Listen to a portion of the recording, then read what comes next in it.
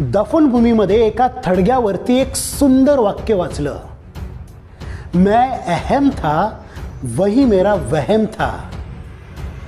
फक्त 20 ते 25 दिवस तुम्ही एकांतवासामध्ये जा, लोक तुमचं नाव सुद्धा विसरतील.